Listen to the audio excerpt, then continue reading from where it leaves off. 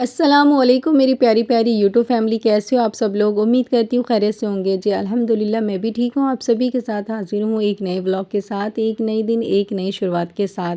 आज तो वाकई में एक नया दिन और एक नई शुरुआत है, क्योंकि रमज़ान का पहला रोज़ा है आज।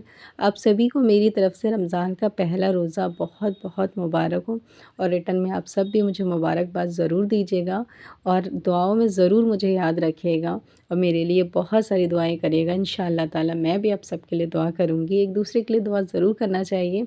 पता नहीं कब किसकी दुआ कबूल हो जाएगी, हमें भी नहीं मालूम है। तो चलिए अपना व्लॉग स्टार्ट करती हूँ। स्टार्टिंग में ना मैं जो सहरी के लिए बनाने जा रही थी ना, तो वहाँ से क्लिप मैंने शूट किया था।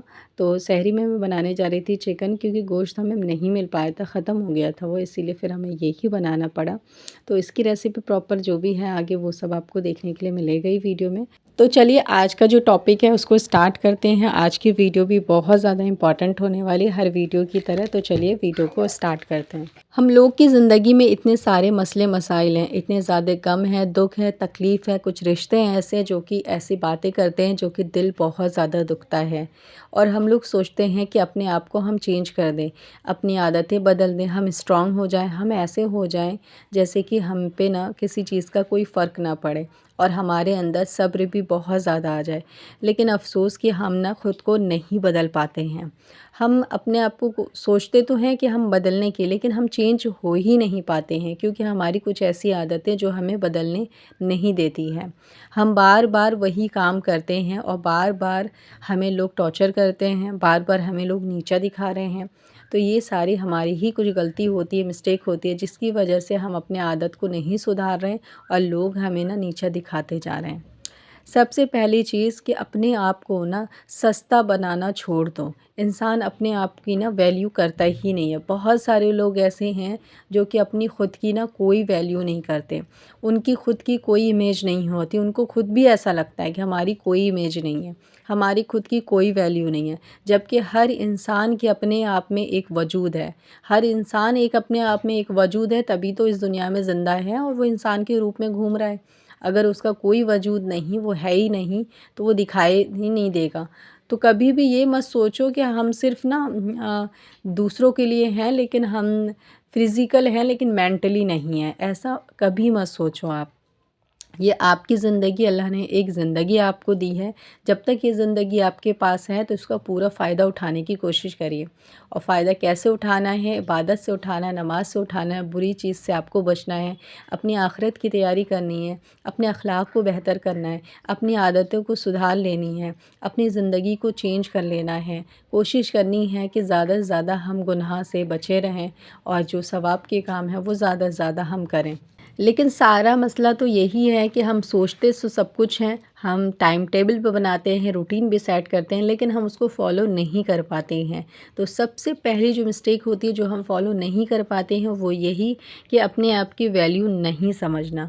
जब तक आप अपने आप की वैल्यू नहीं समझेंगे कि हाँ मैं भी खुद हूँ और मुझे कुछ करना है, अपने लिए कुछ करना है, क्योंकि मेरा ही कल को हिसाब मुझे देना होगा, मेरे ही सवाल होंगे, मेरे ही बारे में होंगे।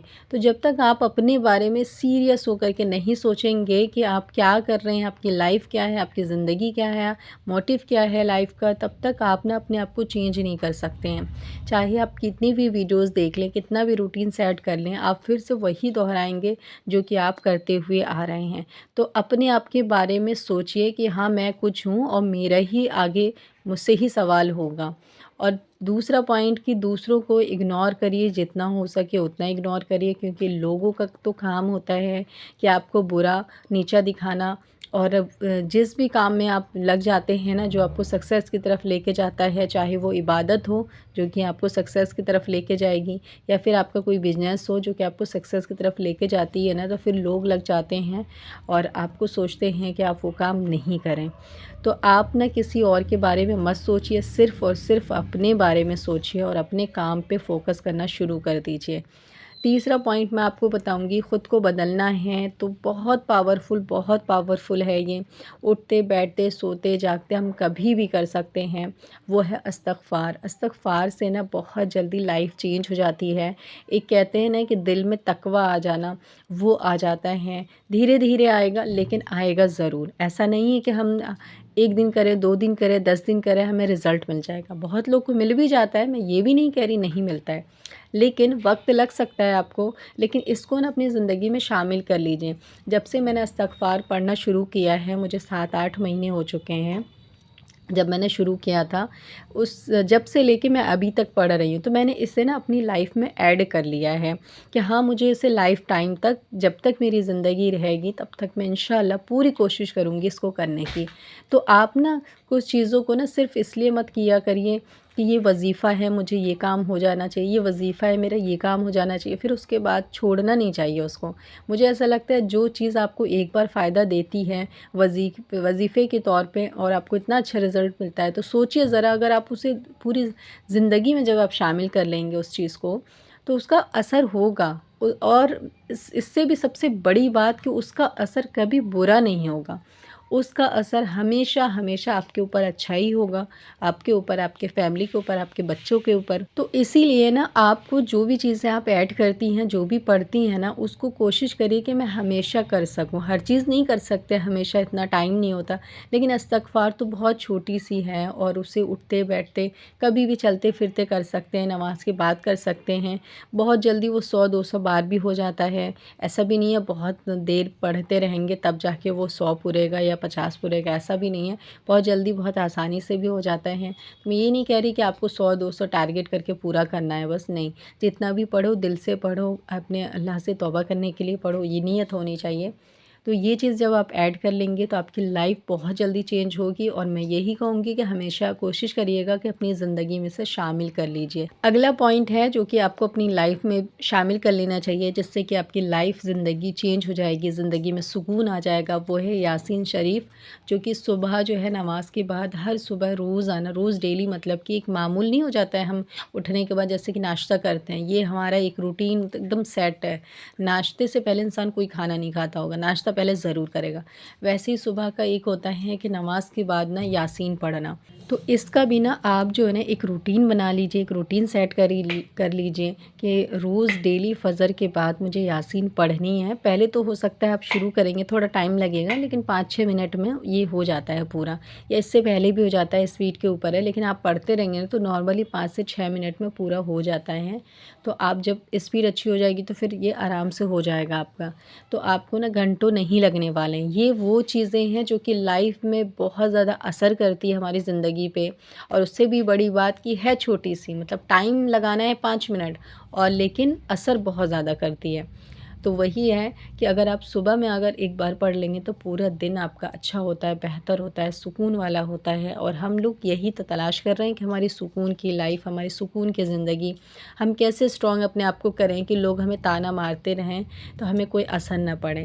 क्योंकि मैं तो अकेली रहती हूँ, बहुत लोग अकेले रहते हैं, लेकिन मेरी बहुत सारी बहनें जॉइंट फैमिली में रहती हैं, जहाँ की अपने सास से, ननद से, देवरानी, जेठानियों से परेशान हैं और मुझे कमेंट करती हैं कि वो लोग मुझे इतना टॉर्चर करते हैं बहुत ज़्यादा। अगर उनके मायके में कुछ मसला है लड़की के, तो वो बात लेकर के उनको सुनाया जाता है, जबकि कोई मतलब नहीं बनता है।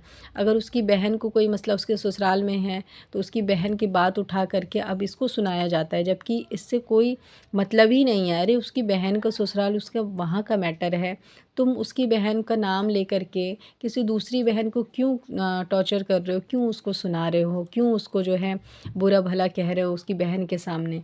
तो हर इंसान को बुरा लगता है। तो वो पूछते हैं कि हम ऐसे हो जाएं कि हम स्ट्रांग हो जाएं, हमें कुछ फ़र्क ना पड़े।